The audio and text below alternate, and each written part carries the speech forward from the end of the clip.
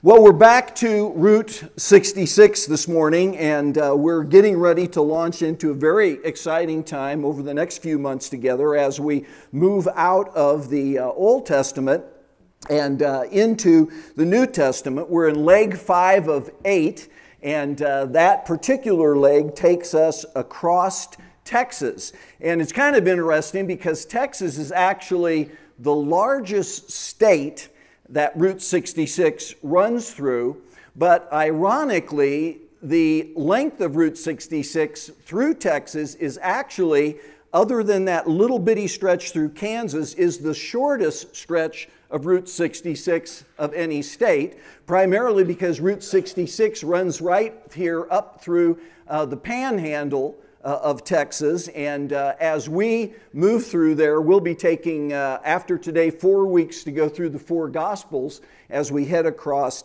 Texas.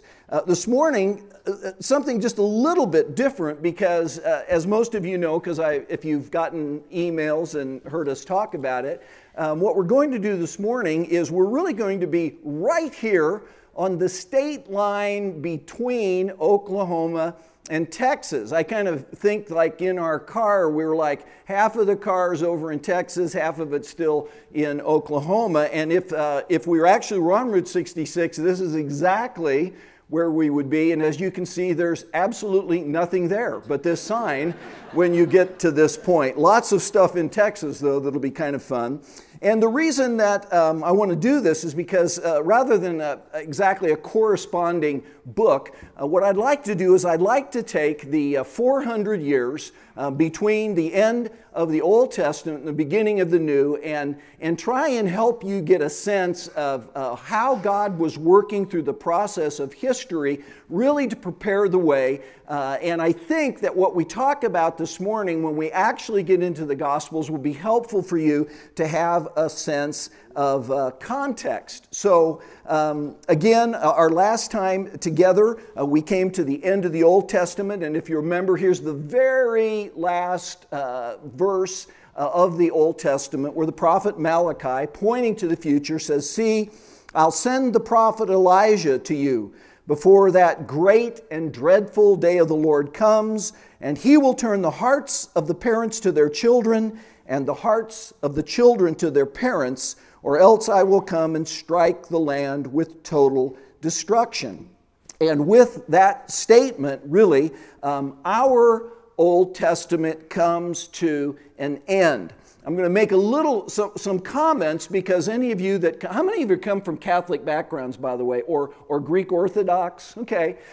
If you have one of your Catholic Bibles, you'll know that there actually are a series of books that sit between the Old Testament and the New Testament in the Catholic Bibles. We call it the Apocrypha, and I'll make some comments about that this morning because I'm actually going to use some texts out of one of those books in the Apocrypha this morning. So, again, Malachi, roughly somewhere around 400 to 420 BC, and when we come to that point, historically, remember that now the temple has been rebuilt and the city of Jerusalem has been walled in. This is really a model of much later. It's actually the same temple, what's called the Second Temple, because of course the first has been destroyed, but what you're looking at now is about the time of Jesus, a model of that, and it has been it's really been being worked on and beautified for almost 40 some years, we're told in the Gospels by the time of Christ.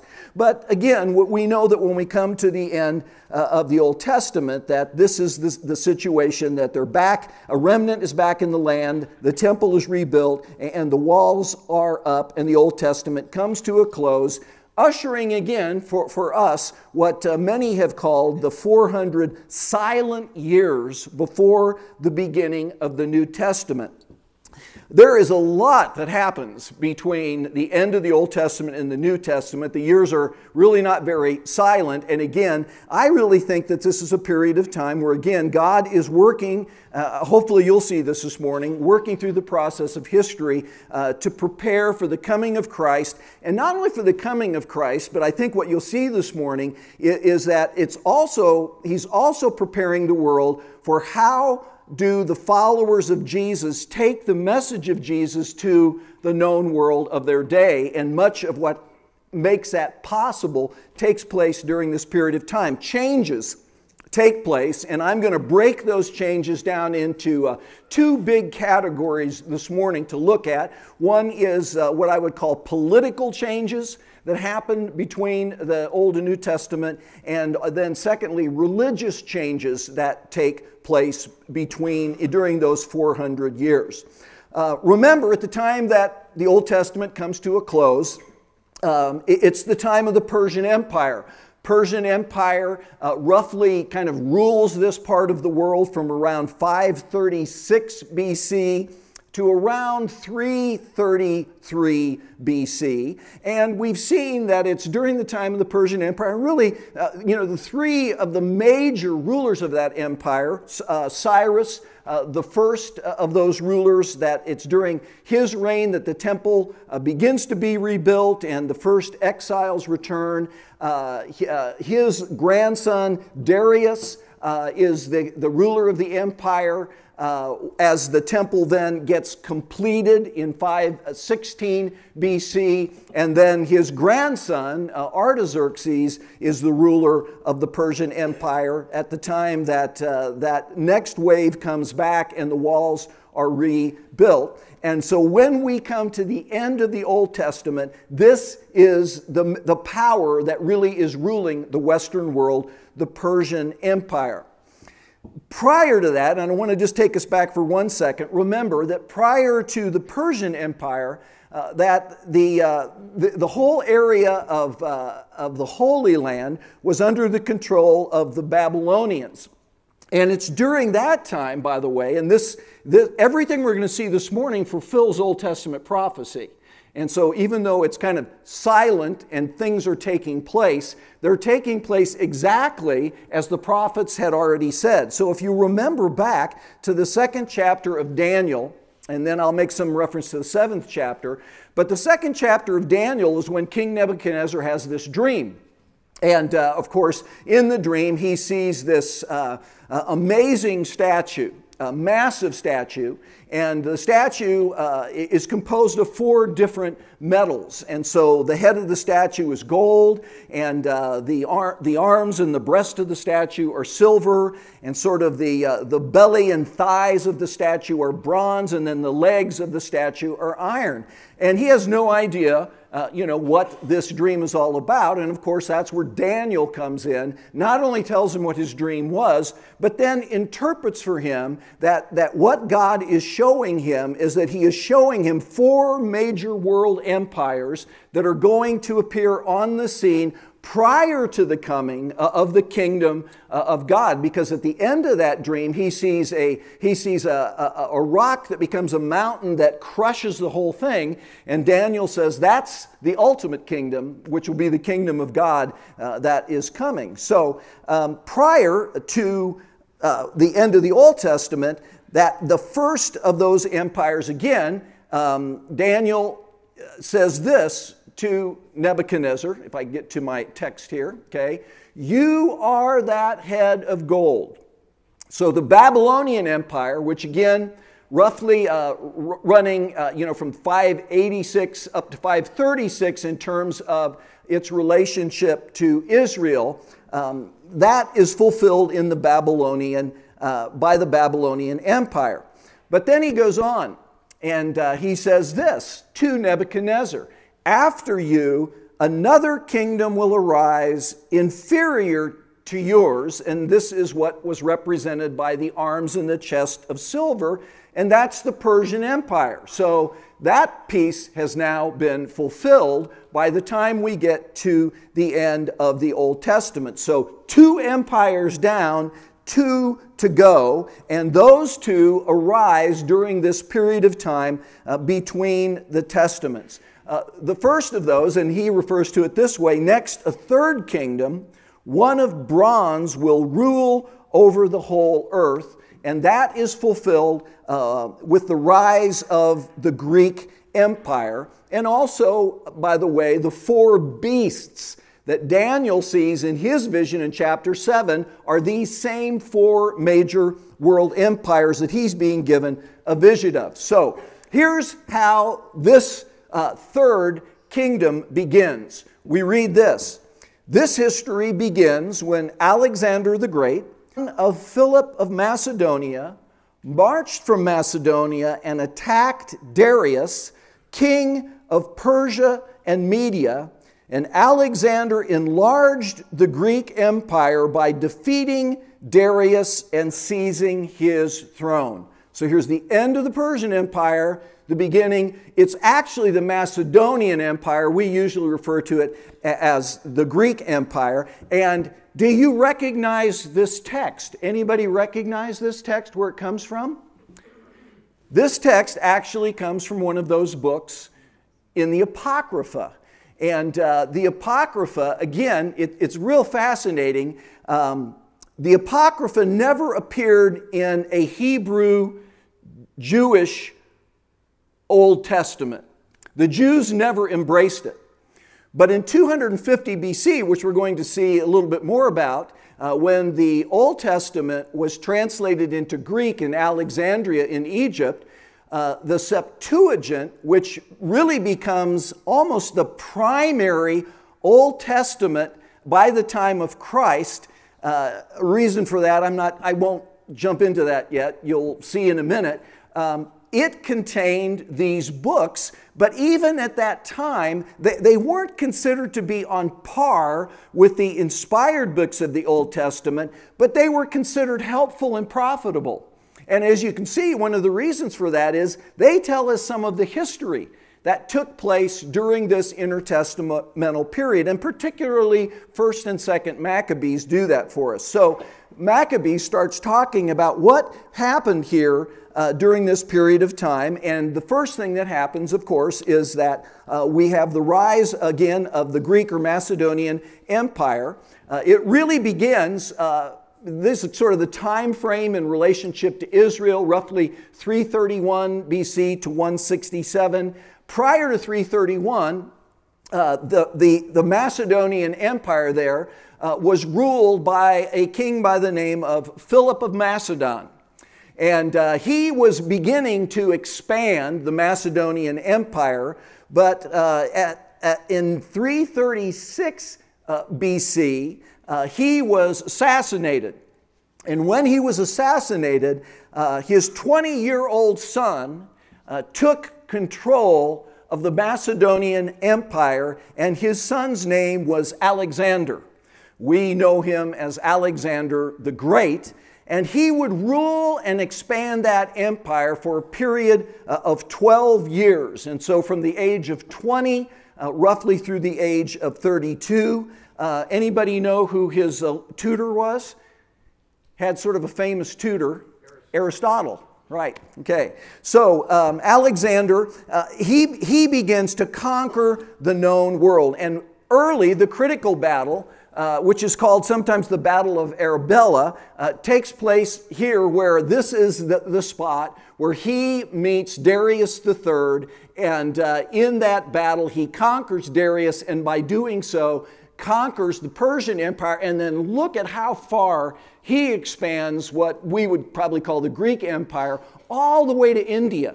And so suddenly, in between the Testaments, that whole region has become this massive area under the control, again, of the Greeks. And one of the important things that begins to happen, you'll hear this term sometimes, is that through the Greek Empire, all this region of the world, they sought to Hellenize it, which means that wherever they went, they imported both the Greek language and they tried to impose Greek culture.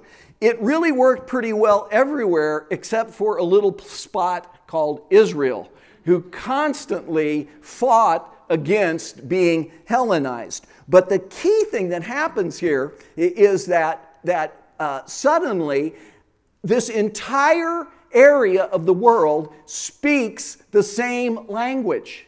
And it's almost, I was thinking about it this week, it's almost like a reverse Tower of Babel. And if you think about how difficult it would have been to take the message of Christ to this part of the world where every single nation was speaking different languages, it's sort of like what we're up against in the world today when we're out trying to translate the Scriptures into languages that have never had them before. Well, suddenly in this whole region of the world there is a universal language, and part of what happens then, and this is kind of fascinating to think about, again, is that in 250 BC, now up until now, most of the people in this part of the world would not have been able to understand the Old Testament because it was in Hebrew. And very few people in this, massive empire spoke or read Hebrew. But in 250 BC, because the Greek language, had spread so far, a group of 70 scholars came to the city of Alexandria in northern Africa, which, by the way, was named after Alexander the Great. They come to the city of Alexandria, and the tradition is that these 70 scholars, over a period of 70 days, translated the entire Hebrew Old Testament into Greek. And it's called the Septuagint, which means 70. And again, it kind of goes back to this idea of 70 scholars, 70 days. And so suddenly, not only do you have this universal language, but suddenly you have the Scriptures of the Old Testament accessible to everyone in this part of the world. So it was a critical development during the intertestamental period, Greek language. There are probably major developments that most scholars point to taking place during this period of time, and one of them is this, that the Greek language becomes a universal language. And I'll tell you what the other one was in a minute here. So Israel now, Israel becomes a vassal state of the Greek Empire.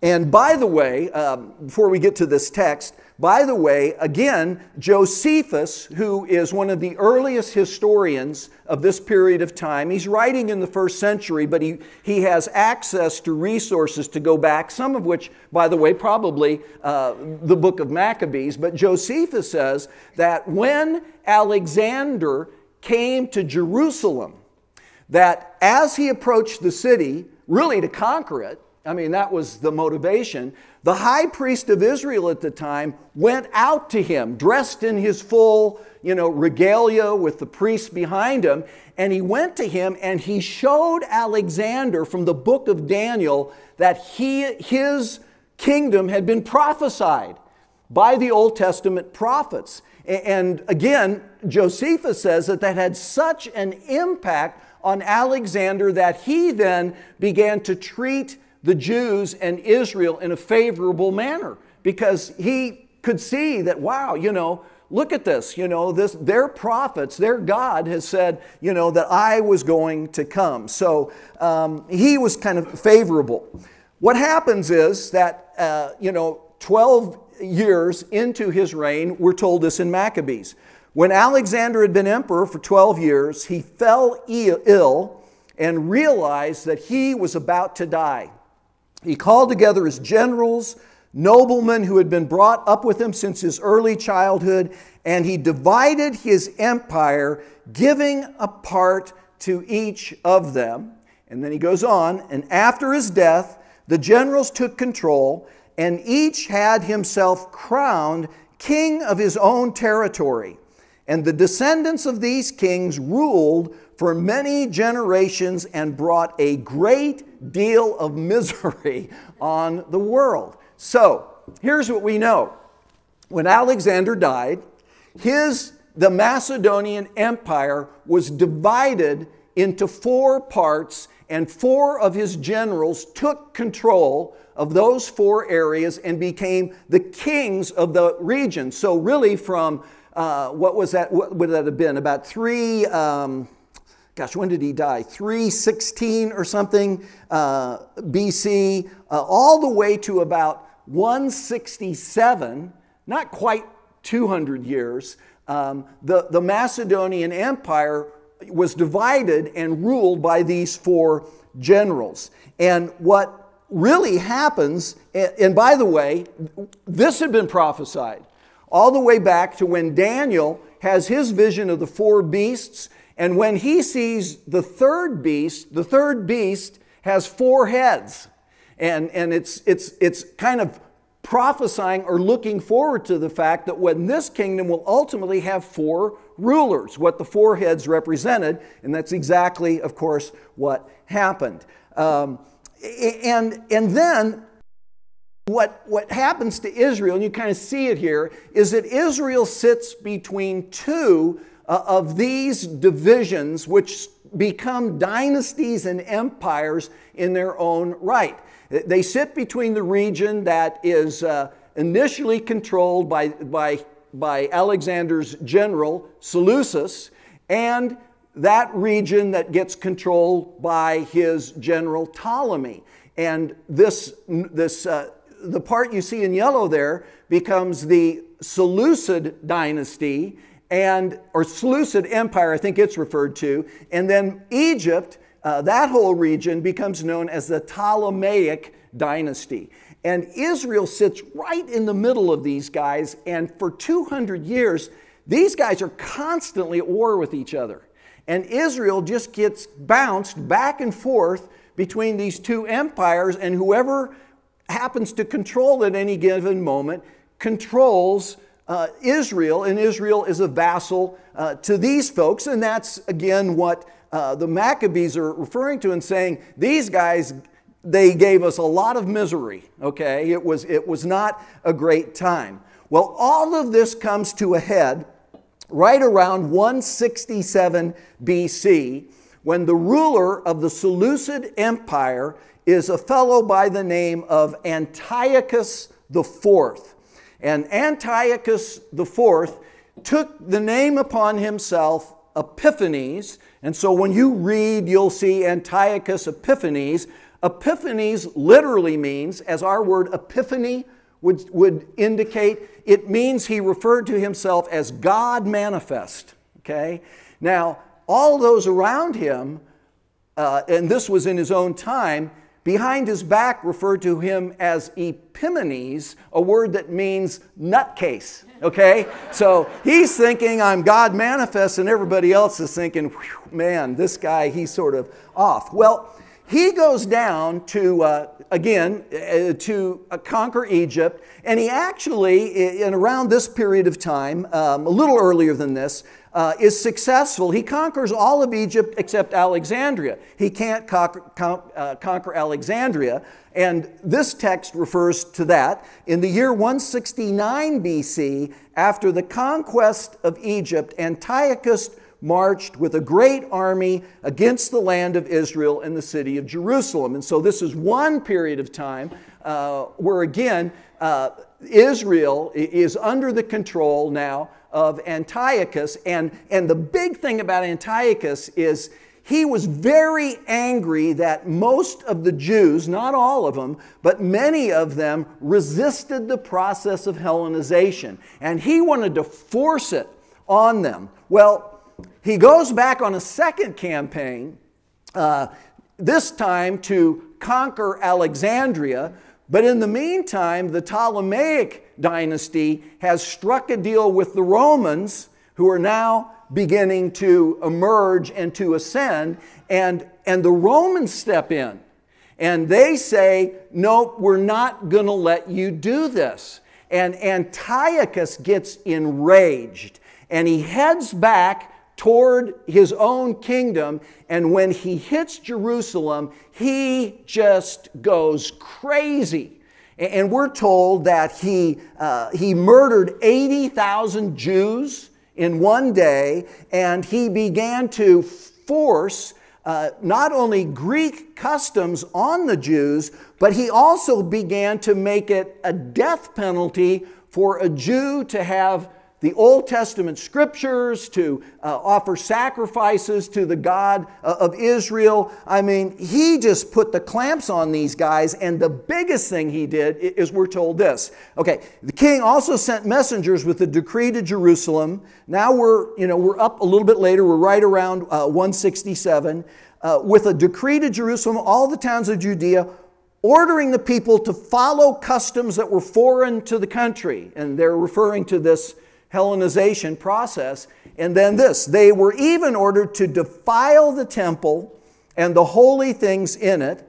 They were commanded to build pagan altars, temples, shrines, and to sacrifice pigs and other unclean animals there. Well, you can sort of imagine what's happening within the Jewish community at this time. There are those that have sort of bought into the Hellenization of Israel, and they're pro all of these things that are going on, but there's a groundswell beginning to build of very angry Jewish people about what's going on, until finally, on the 15th day of the month of Kislev in the year 167, King Antiochus set up the abomination of desolation on the altar of the temple. Now, that phrase, of course, is going to reappear in reference to the second coming of Christ. But what this refers to is that we're told he set up a statue to Zeus, a statue of Zeus right on the altar of the temple, and sacrificed pigs on it. And when that happened, it was like the resistance reached a boiling point, and a family by the name of Maccabee responded to it. On the 25th, well, this is more of the same. On the 25th of the month, these same evil people offered sacrifices on the pagan altar erected on top of the altar in the temple. And as they went out and began to demand sacrifice to Zeus, when they get to the little town where this family of the Maccabees lives, we're told this, and again, abomination of desolation. We're told this, and 167 is going to begin this period where the Maccabees and their descendants give Israel a little period of somewhat independence that they haven't had for quite some time. And we read this: Mattathias, who was the eldest of the Maccabees, answered and said in a loud voice, "We will not obey the king's words by turning aside from our religion to the right hand or to the left." And then we're told, at the same time, he killed the king's officer who was forcing them to sacrifice, and he tore down the altar, and the Maccabean revolt takes place. And they were successful in driving out Antiochus and his army, and again entered into a period of time now where Israel has a relative period of time. What's happening on the world stage is the Fourth Empire is rising, and historians tell us that Israel might have even entered into some kind of an arrangement with Rome to live in harmony with them, that lasted up till about 63 BC. But one other thing I just wanted to point out about this period of time is that in 165, they've been successful with the revolt. They go in and they cleanse the temple.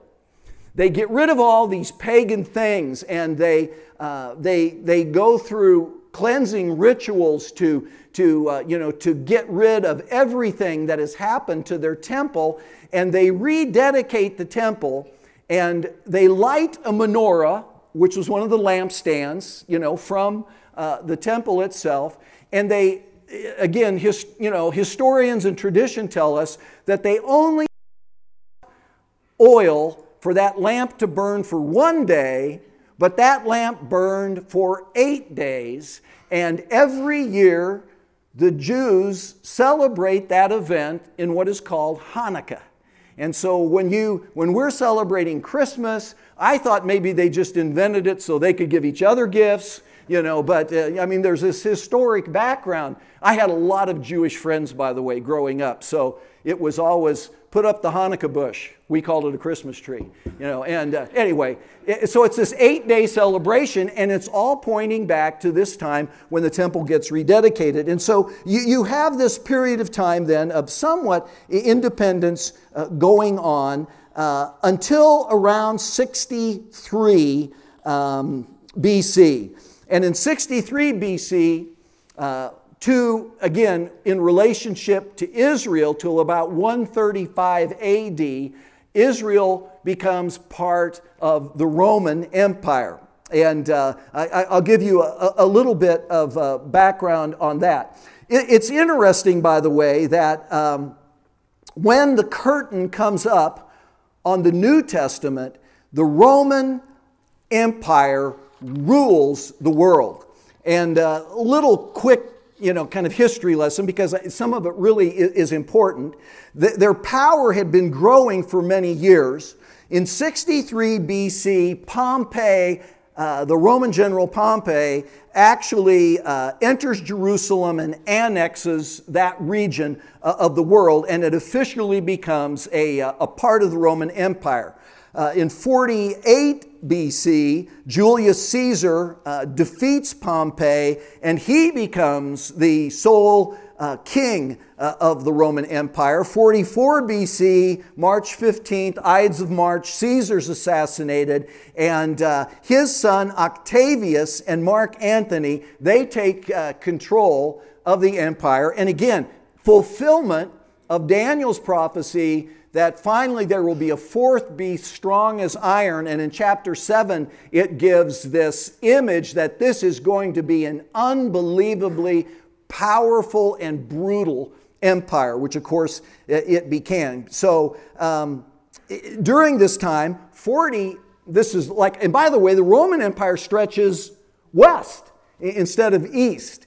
And during this period of time then, in 40 BC, the Romans put in a puppet king, because Israel's had a king in the past. And the puppet king, who's not even a Jew, by the way, and certainly not from the line of David, is a man, this is Octavius, is a guy by the name of Herod.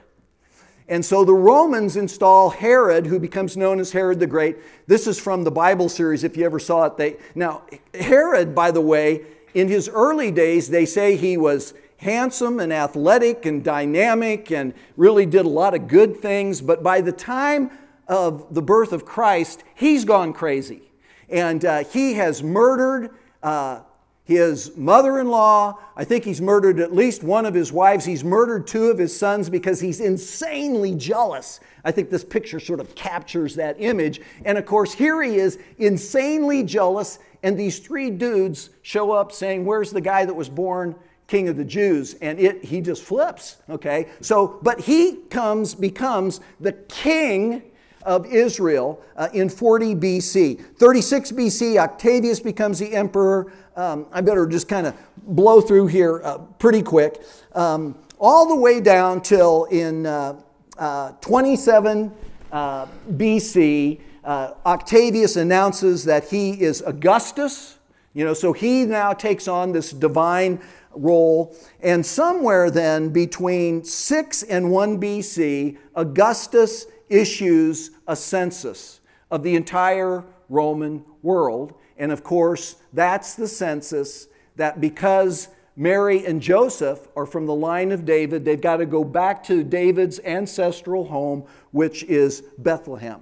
And of course, it's there in Bethlehem. And the dates are a little bit, I don't have time to go into all this dating stuff, but there's a real debate now. There was a period of time when the consensus was that Herod died in BC, which meant that Jesus had to actually be born before 4 BC, not R1, AD or whatever. Scholars now, apparently there was only one historical document that gave that date for the death of Herod, and now some scholars think it was inaccurate and actually had something to do with some sort of a miscopying, and that he actually died at the 0 point, so that Jesus actually would have been born in the year 0 from, because obviously it's 0 is when we look back to his birth, right? Anyway, okay, all of this just to say, again, 14 AD, Augustus dies. Tiberius becomes the emperor. He will be the emperor during the time of Jesus. And in 26 AD, a fellow by the name of Pontius Pilate becomes the 5th governor of Judea. Here's what the Romans do. And this we can, I have a lot more than I have time for this morning. But let me quickly say a couple of things. I've been trying to say a couple of things quickly all morning, by the way. So anyway, here's what Rome contributes. Suddenly, there is literally peace in the known world. It was called the Pax Romana. And so, again, imagine what's getting ready to happen here when Christ is born, when he goes to the cross, when he commissions the disciples to go. They are now in an environment where they pretty much can travel anywhere in the Roman world because there is this period of peace. But maybe even bigger is that what the Romans were great at was building roads. And the old expression, all roads lead to Rome, well, they just covered the whole empire with this network of roads. And when you read the book of Acts about the apostles going out into all of these areas, and we think Paul, even after his first imprisonment, probably made it all the way to Spain, but they were traveling Roman roads. And so the two really major developments is suddenly you have a, quote, world, obviously Western world. They all speak the same language and you can get anywhere on a Roman road. And actually, some of us that have been over into that part of the world know, you can see these roads exist today. I mean, you know, almost every city in particularly southern Europe and into the Middle East, Thessalonica, Philippi, even Jerusalem, still have the Roman roads. And so this combination, I think, of Greek language and Roman roads are the major sort of the outcome of the political developments during this time. And sort of the takeaway, I think, from that is that God has prepared the world for what is getting ready to happen. And I think, again, the takeaway is that God controls history. That's hard for us sometimes to remember when we live in the midst of such crazy times, but God uses the process of history to accomplish His purposes, and you really see it during this intertestamental period. Okay, I've got to quit. How about if the second area of development has to do with religious developments in Israel? And I think what I'll do is I'll weave that into Matthew. Okay, so unless you want 5 more minutes. Okay, 5 more minutes. Gene's not ready for us anyway. Okay, I'm just kidding. All right. Well, let me just quickly say this. 3 major changes take place in Judaism. Number 1, at the end of the Old Testament, the focal point of spiritual activity for the Jewish nation is the temple. When the New Testament opens, it still plays a significant role at the major holidays, but something has developed in the meantime, and what has developed is the whole system of the synagogue. And the synagogue becomes the focal point of the spiritual life of Israel. This, by the way, is now a church. This was a first century synagogue. It's in Nazareth. And we believe that this was the actual synagogue where Jesus probably grew up as a little boy, and the synagogue they ran him out of and tried to throw him over the cliff when he said, "This scripture is now fulfilled in your presence," basically claimed to be Messiah. But the synagogue became central to it. Big development. The leaders of the synagogue, again, the leaders of the temple were the priests, which are going to play a role. The leaders of the synagogue were the Pharisees and the scribes. In the Old Testament, the spirituality of the nation is centered on the sacrificial system, going to the temple, offering sacrifice. By the time of the New Testament, spirituality is centered on law and tradition. and again, the synagogue.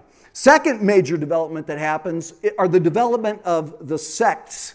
And I spelled it out so that you didn't think I was mispronouncing it here, you know. And you have three sects of leadership.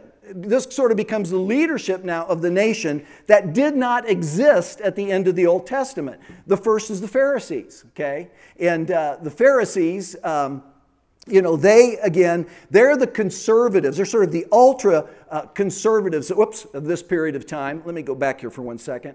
My little label didn't work on this for some reason. Rigid monotheism, rigid legalism, every jot and tittle, you know, these are the ultra conservatives of the time, and they have developed during this intertestamental period. Second group that has developed are the Sadducees. Let me see if I can get this. There we go. The Sadducees, and most of the priesthood belonged to the Sadducees. They were sort of the theological liberals, and they tended to be Hellenized. So again, Pharisees, they hate each other, by the way. The only thing they ever agree on is crucifying Jesus, okay? They hate each other, and so you've got the Pharisees that rigidly are resisting still, you know, Roman culture, and you've got the Sadducees that are they're sort of buying in to the whole deal. And then finally, the third group you have are the Zealots. And of course, this was Barabbas in the Bible series. They are the group that is militantly against Rome and trying to overthrow it in the spirit of the Maccabees, which of course never happened. So the sects, the development of the synagogue, and then finally, messianic expectation. There is something brewing through all of this where there is a sense of expectation that the time that we really, really need the Messiah. And of course, all of that then, when you put it together, is that the stage is set. You know, the stage is set, again, for the coming of Jesus Christ. And that's, I think, the second takeaway. And it brings us then to the 4 books that tell the story of Jesus. We head into Texas and our first stop along the way, the Gospel of Matthew. Let me pray, and I'll give a benediction, you know, and as you head out, maybe Biff, the worship team, could still do a little something for us here, okay? Lord, I think this stuff is amazing, and just to see your hand in history and how in the midst of what probably for the people of Israel were very difficult times, yet you were working to prepare the world. I think about that text that tells us that Jesus came in the fullness of time. And Lord, certainly part of that seems to be that it was a time when the message could be communicated everywhere through a single language. Lord, that the New Testament, the whole New Testament in Greek, and that it could be taken to everywhere within the Roman Empire because they built these roads. And Lord, as we move on, not only through the Gospels, but through the epistles, you know, in the back of our mind, we'll just be seeing, you know, we'll be seeing Paul walking down these roads from city to city. And Lord, just a kind of cool what happened during this period. And we're excited to now to get into your story, Jesus, as we look at the 4 Gospels beginning next week. In your name we pray, and bless our food and our fellowship. In Jesus' name, amen. Amen.